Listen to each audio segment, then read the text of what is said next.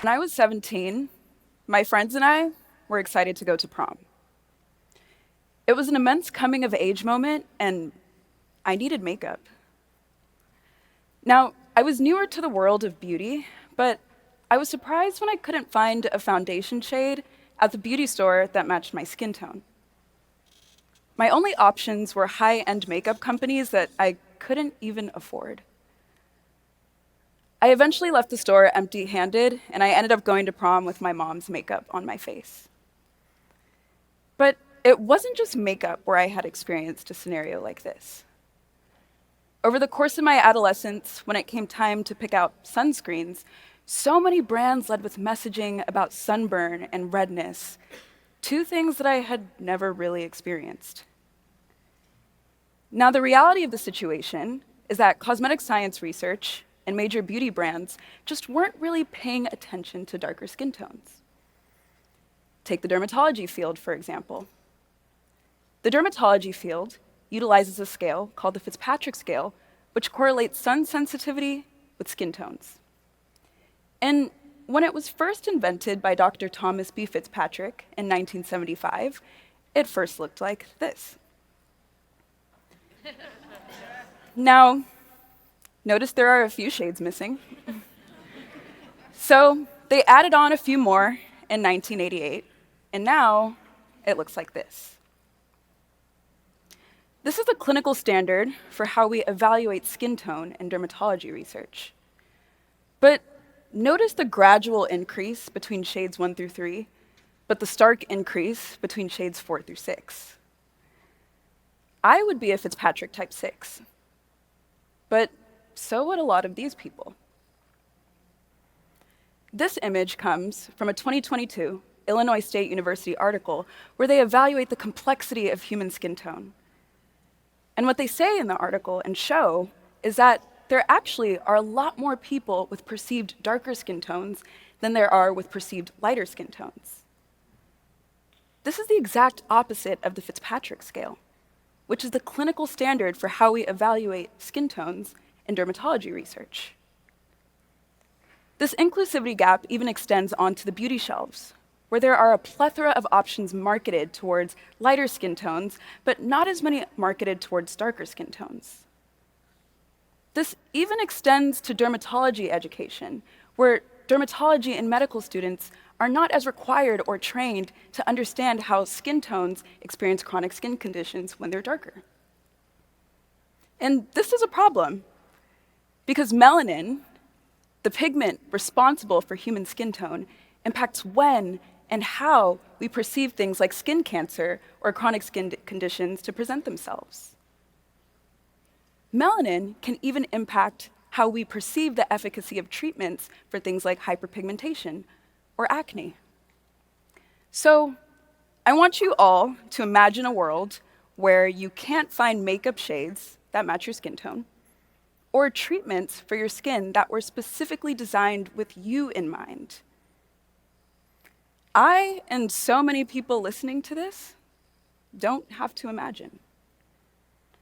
And for the longest time, that was my world. I felt invisible when it came to beauty.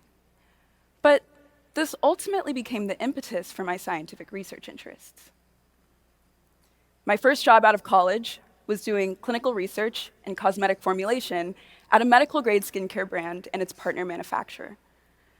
And when I worked there were two things that nagged me on a daily basis. The first thing was that there are a lot of skincare brands and beauty brands making claims about efficacy towards all skin tones without actually testing the products on all skin tones. The second thing is that sunscreens, which are regulated in the United States as both a drug and a cosmetic, were not being formulated to blend well into darker skin tones. So when it came time to test sunscreens for evidence of white cast, that white chalky residue that you see here on my arms, there actually weren't a lot of people in the lab with darker skin tones, so I was usually the one to test them. And this all came to a head for me when I realized it wasn't necessarily inclusive marketing that was going to solve these problems in the beauty industry. It was inclusive science.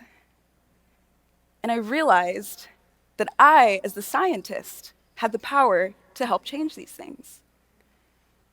And so eventually I did what anyone would do when faced by a problem that could only be solved by science. I left my job. I left my job and I turned my focus to cosmetic science research that specifically addresses the dark-skinned consumer, just like me.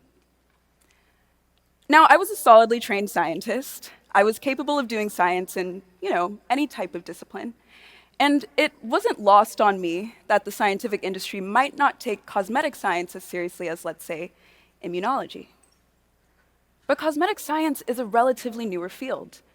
And knowing that it takes 20 to 50 years for a field to develop, I felt a sense of urgency to help speed up this timeline. And that is what I plan to do.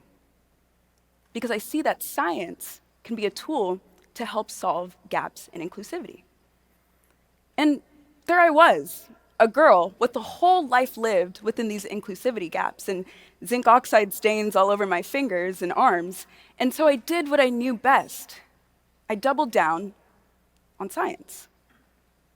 And we all know the scientific method where you come up with a hypothesis and then you test it. But there's actually a hidden step in there first called gathering funding. And leaving my job at the time, this was exactly my situation. Now, luckily, I came across a research grant that was set to marry STEM and social justice. And I applied, and I received $5,650 to set up an experiment that showed that it actually takes longer for darker skin tones to see efficacy when it comes to hyperpigmentation treatments than it does on lighter skin tones. And I now had some data. But I wasn't the only one seeing this. A 2022 Aveeno study showed that 48% of African-American consumers said that they're not able to find skincare products that meet their racial and ethnic needs.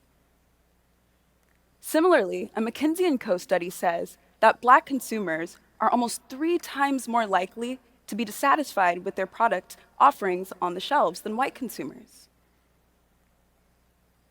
So fueled with nothing but scientific curiosity and courage, I'm now a PhD candidate in chemistry at UCLA.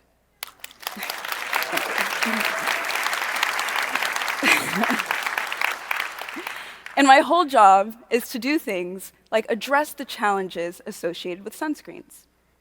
And I hope to solve these inclusivity gaps via a 2-pronged approach. On the research side of things, in addressing the challenges faced by sunscreens, my job is to understand things like white cast, interactions with the skin microbiome, and even creating safer sun care materials. That way, I can publish research for future scientists to build off on. On the industry side of things, I'm the CEO of a research and development lab called Sula Labs.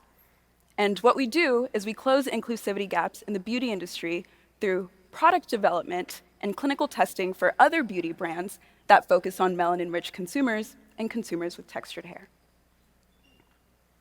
So what I've showed with you today and shared with you today is that ultimately, you can see we have not even scratched the surface of what it looks like to have cosmetic science industry that addresses all skin tones, just like mine.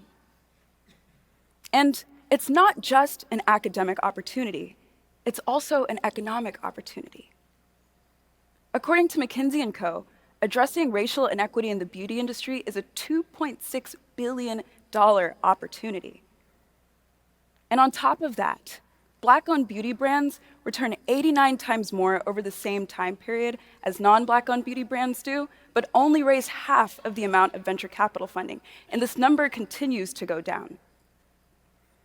Even for myself, this whole journey has been full of immense challenges and sacrifices. But my hope is that we can build a world of scientific research where everyone feels seen and heard in their own skin. My hope is that we can build, through science, beauty shelves like the ones that I stood in when I was 17 that look less like this and can look more like this. Thank you.